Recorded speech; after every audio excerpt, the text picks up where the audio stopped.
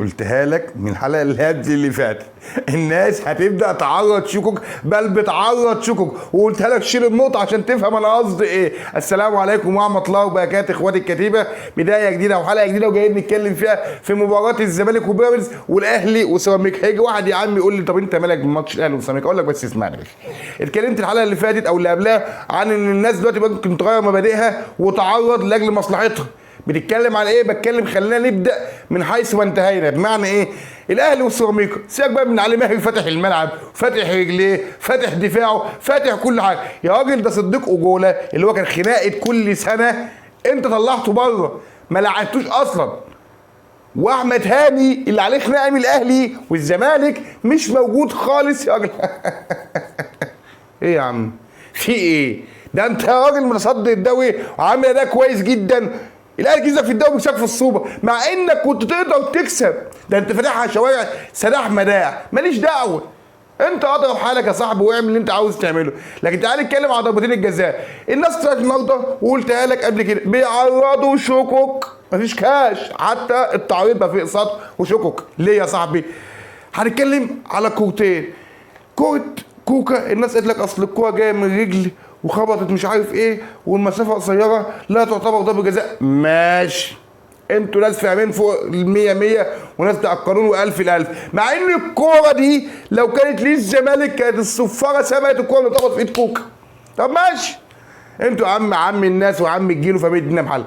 طب دلوقتي الكوره بتاعت ياسين مرعي اللي ايده عامله كده، كده ايه؟ هي كانت كده ولا كده؟ لا، كبرت محيط الجسد. ضرب الجزاء اصله تأتأة وتعريض شكك.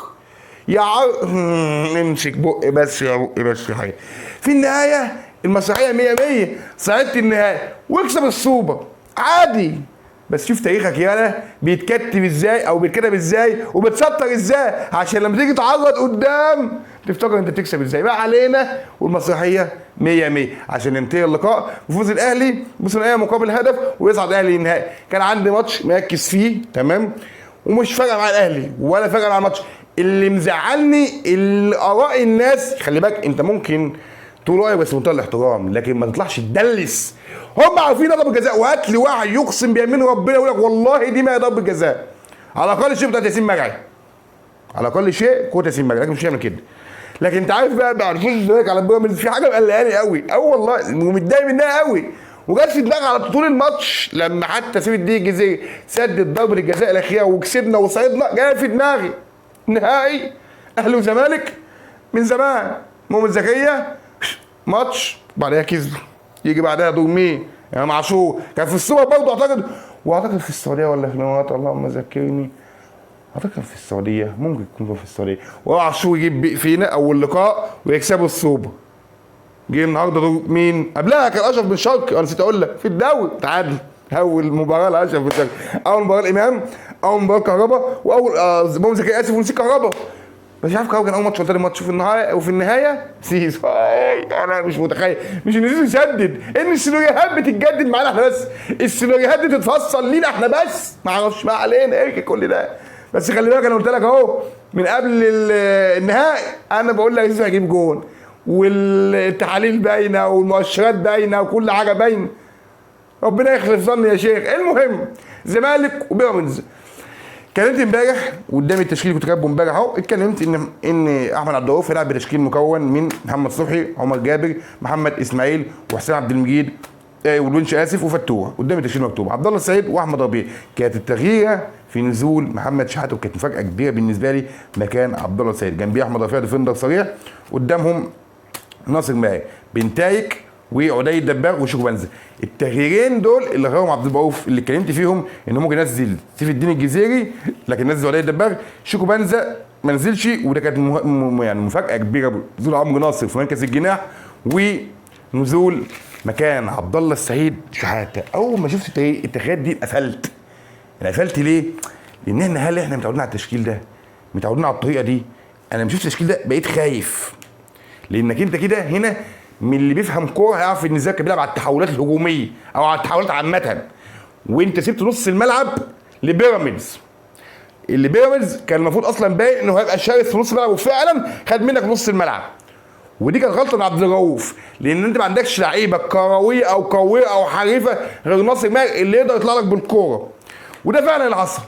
بيراميدز خد منك نص الملعب بقى شرس عليك، لكن كل ده وحصل في وجود اسدين قصر النيل محمد اسماعيل اللي ياما هطبل له بطبل له في الطلوع بالكوره، في افتكاكات، في الكور العاليه، والونش النهارده اللي كان مقفل على فيستون مايل هو محمد اسماعيل ميه ونور.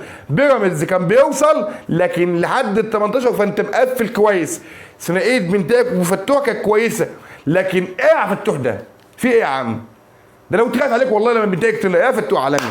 عالمي يا ابن عوده ومكسب كبير للزمالك ثم المنتخب. فتوح مركز وعايز يقدم اقصى ما عنده عشان خاطر المنتخب افريقيا. مباراه عظيمه جدا لفتوح. تعال نتكلم بقى في الماتش. نص الملعب اتاخد منك، بيراميدز ضاغط، انت مش في احسن حالاتك. انا بقيت ادعي ان الشوط ده يخلص، مش عشان انا خايف، لا عشان عاوز اشوف عبد الله السعيد ينزل واحمد حمدي ينزل ويبقى جيم كويس. لكن انت لو كنت فتحتها قوي زي اي فريق، انت عندك فريق، انت كسرت سلسله 12 فوز متتالي، من ضمنهم الاهلي السعودي ومن ضمنهم الاهلي المصري ومن ضمنهم كاس الانتركونتيننتال، ومكسر الدنيا وافريقيا وفي الدوري بيضرب كله على قفاه. فالزمالك اللي احترم النهارده بيراميدز وحط له مقداره في الملعب. احمد عبد الرؤوف اللي بالنسبه لك الناس شايفه ان في البدايه كانت تشكيل كويس، انا كنت شايف ان التشكيل مش احسن حاجه، لان الزاك مش متعود على الاسلوب ده ومش هنعرف نطبقه. وده اللي كان مفاجاه بالنسبه لي، ان الزمالك خد بيراميدز للحته اللي هو عاوزها وقلب الماتش كله بدني. لكن انت كان عندك مشكله كده ولا قدام، ما علينا. خلص الشوط الاول، بقيت ادعي يا رب ينزل عبد الله السعيد، وقد كان عبد الله السعيد نزل. بقى عندك عبد الله السعيد وناصر ماهر والدنيا بدات تحلو، والزمالك بدا يبقى عنده شكل في الملعب. عبد الله ادى للزمالك شكل في قلب الملعب.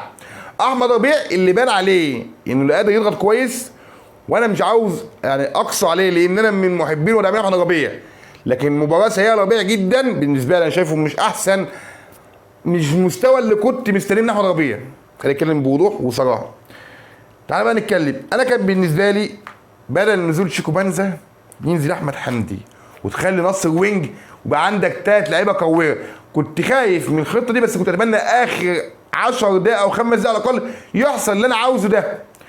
ما اكدبش عليك، انا ما كنتش عاوز احط نفسي في احمد عبد الرؤوف. والله العظيم ضغط في الملعب. انت بتقابل فرقه محترمه لها كل احترام والتقدير بامان. اللي زعلني قوي ويحاسب عليها جون ادوارد ومجلس الاداره. بتتكلم عليها اونز، جون ادوارد ايه ومجلس اداره ايه؟ احنا فرحانين وعين النهائي. بص يا سيدي، الزمالك كان باين للاعمى انه عنده مشكله بدني. طب انا عاوز اوجه رساله ان الزمالك وعبد الرؤوف خطه اللعب اللي كان عايز يعملها ديت في التحولات ما ساعدوش بسبب ان الزمالك كان واقع بدني. وهنا لما تيجي تحاسب، ده عايز اوصلك النقطه المعلومه المهمه دي، تحاسب مين؟ جون ادوارد ومجلس الاداره. ليه؟ لان انا عاوز اعرف حاجه. المدير الفني مدرس العاب كان عندنا اسمه نيك فيرا، مين المعد البدني اللي كان عاوزه؟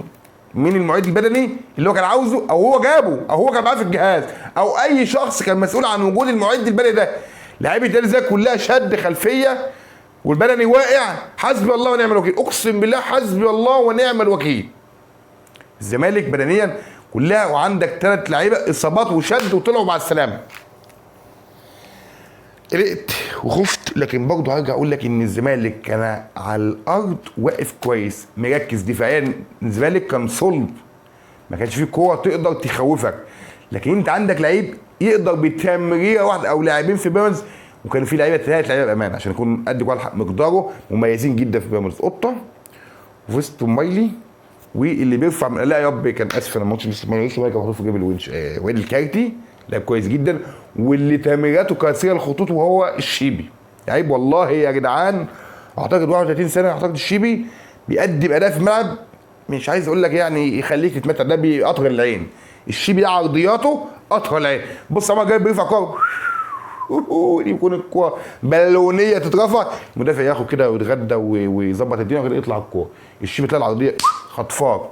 ثنائيه الونش ومحمد اسماعيل ادت اداء كويس جدا، وده بيفكرني لو جينا حسبنا فتلاقي صفقات ناس زيك لحد النهارده مفيش ولا واحد فيهم مؤثر غير محمد اسماعيل وشيكو بانزا، وده الدباغ كمان يعتبر الثالث، لكن لسه 3 من 10 لعيبه او 2 من، لكن الناس عندها خلاف عوديه الدباغ، لكن انا ما عنديش خلاف عوديه الدباغ. فكره ان يبقى عندك صفقتين ناجحين من 10 اللي انت جبتهم ده نسبه قليله جدا جدا جدا. هنستنى ونشوف اللي هيحصل الفتره الجايه. الزمالك زي ما قلت لك بيكسر ال 12 فوز متتالي لبيراميدز، وفي النهايه يصل الزمالك لضربات الجزاء اللي كل لعيبته وعواد على الراس يا ابني، على راسي عواد والله. كل لما بتحتاجك في ماتش او كل لما بتحتاج عواد في ماتش فيه ضربات الجزاء، الراجل بيصد وبيسد وبيعمل كل حاجه. الزمالك ادى ضربات الجزاء بشكل كويس، بيراميدز عمل ضربات جزاء برضه بشكل مرعب. يجي في الاخر اللي بتمنى له التوفيق ابن بلدي مصطفى زيكو، اتمنى التوفيق، هارد لك يا ابني. ولكن انا طبعا بحبك وبعزك، لكن انا فرحان جدا بفوز الزمالك، طبعا زعلان عليك، لكن هي دي الكوره. عواد قدر يتصدى ضربه الجزاء، واخر ضربه جزاء عملت كده، انا مش قادر من كتر الخوف في سيف الدين الجزيري اللي سددها بطريقه خلاني يعني شكيت ان ده مش سيف الدين الجزيري.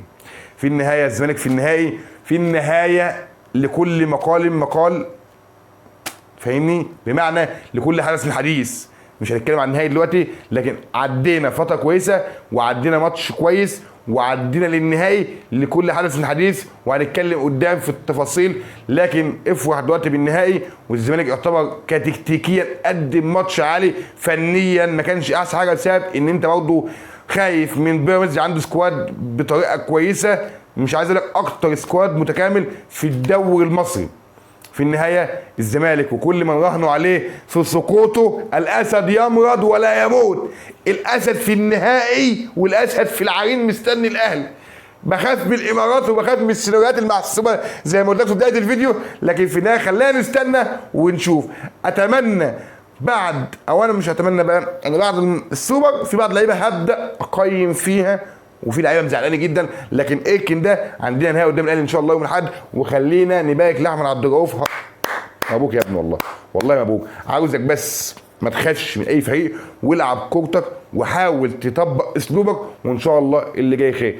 كلامي عجبك ما عجبكش تعمل لايك واشتراك وتفعل زر الجرس، انا طبعا بهزر معاك. لو كلامي عجبك تعمل لايك واشتراك وتفعل زر الجرس، ما عجبكش رايك فوق دماغي برضه، واحترم حط لك في الكومنتات، واشوف حلقه جديده والسلام.